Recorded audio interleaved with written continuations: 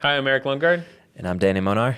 Danny, hey, let's talk about some different things as far as USP 800 again and get in some of the details and nitty gritty of exposure and engineering controls for the USP 800. This is not sexy, but it's got to be talked about. So, a lot of times too, we from the last episode, we talked about, what is USP 800, kind of the introduction to that. And now we're going to get into the details of like exposure and engineering controls. So I guess in the short, layman's terms of that, there's so many healthcare workers that are being exposed to this across the country. And, with 12 million different types of doses, actually, there's a cool infographic out on USP 800 website that tells you a little bit of the specifics of kind of like where the exposure lies. So, but the routes of entry, between the different rooms in a hospital and how that's all segregated out, what do you feel like that what's something that really important that a healthcare worker would need to know as far as jumping into engineering controls and exposures when it's the routes of entry? Yes, there's multiple ways that a person can get exposed to a hazardous drug. Mucosal ingestion, which would go through your mucus glands. Mm-hmm. Inhalation, injection, a stray needle, and ingestion would be the last one. And all of these can happen through the many stages where this drug is going through a healthcare facility. So even like receiving the drugs in their packages, when you're undoing the package, there could be residue on the outside of the bottles. Studies or it's been sampled and people have found that. Yeah, in both the clinical and the non-clinical areas too. Exactly. Yeah. Okay. And it even goes, to the compounding, when you're either crushing pills or, mixing things in, the different vials. Or just moving them through. Yeah, or just moving them. There's multiple ways to get exposed to hazardous drugs. And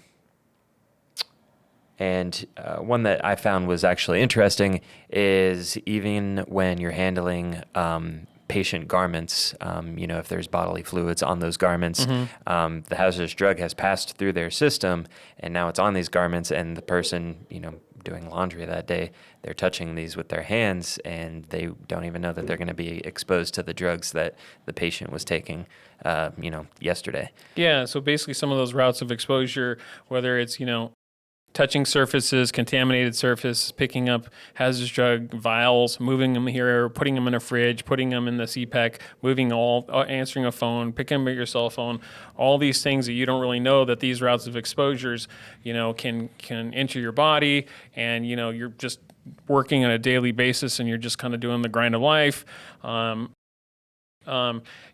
Some of those examples of receiving the packages, like you're talking about, opening them up, having a plastic bin, putting those on the table. If you're not separating out those zones by engineering controlled areas, what do you think is happening if you're not having a separate protocol being done on an ongoing basis? Obviously, the USP 800 is trying to define that. Yeah, the main drive of USP 800 is to separate hazardous drugs from non-hazardous drugs, and you don't want any cross-contamination, and you don't want to expose these people to these drugs. So by having engineering controls in place to separate the hazardous drugs from the non-hazardous drugs, whenever you're handling a hazardous drug, you want to be handling it in a CPEC, which is a contained primary engineering control, which is pretty much a ventilated hood that you're working inside, so nothing can get out. But if it does, that containment is in the room that you're in, which is a CSEC, which is the containment secondary engineering control. And that makes sense to me and you because we're kind of science guys, but a lot of people don't. That doesn't make sense to them. If they're a nurse or a physician, they're just going in a room and going out of a room and trying to basically just administer something to the patient or to the end user. They're not thinking about, well, I need to go through this chamber to that chamber and this needs to be positive pressured and stuff like that. There's a lot of different responsibilities now that this USP 800 has been issued, and you have a designated person that is going to be defined as, handling those protocols and procedures, and with the compliance of that, knowing, what drugs are hazardous, which ones are not hazardous, and the safety behind that. It's almost like studying, above and beyond your normal workload to be able to handle that. USP 800, they do require the facility to have a competent person there at all times that knows what these hazardous drugs are, and making sure that the people working with them are following the proper protocol. Where we would fall in would be to make sure that, the competent person is, doing their job correctly. And that comes with the sampling. So we can find if the workstations are clean. And then, even with administering the drug, that's in a very kind of an open area that's not contained as much as, where the compounding would take place. So that's, maybe someplace where an exposure incident is more likely to happen. Yeah, and I think at the end of the day, what we're trying to do is we're trying to make sure that the nurses, physicians, the healthcare workers are the ones being safe and their exposure limits are reduced. And then obviously the patient care is very important too.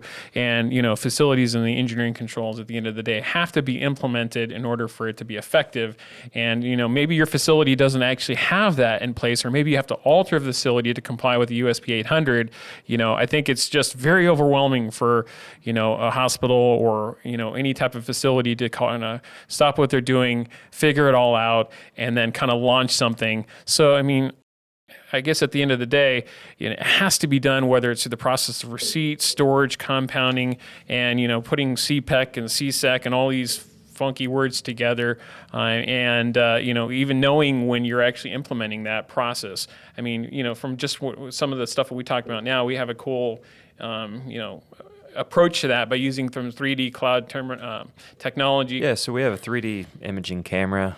We bring it into buildings. You pretty much take a virtual tour through your building. If you're managing multiple facilities and, you can't go to, they could be in different states, we have a way to allow you to virtually walk through that building, and you can see where we're taking samples, and we can also put little markers that can show the data of what came back from that sample, whether or not we found nothing, or if we found a hazardous drug on that counter.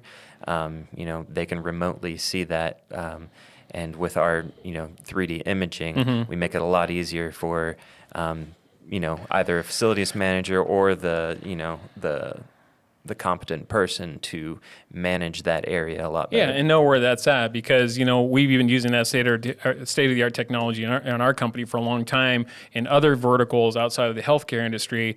Obviously some people are going to want to steal our idea, but hey, it is what it is. But you know what? And at the end of the day, we're serving our client. We're trying to make sure that their facility is free from hazardous drugs, or controlled. You can't say free from hazardous drugs. Controlled environment, so the exposure was reduced.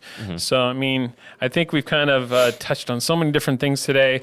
I kind of wanted to wrap this up again. Is there anything that you think that? Yeah, on our website, we have links to the USP 800 chapter if you wanted to learn more about it. We also have the NIOSH list of hazardous drugs. If you work in a pharmacy and you don't know if there's hazardous drugs, you just look through that list, and NIOSH classifies them for you.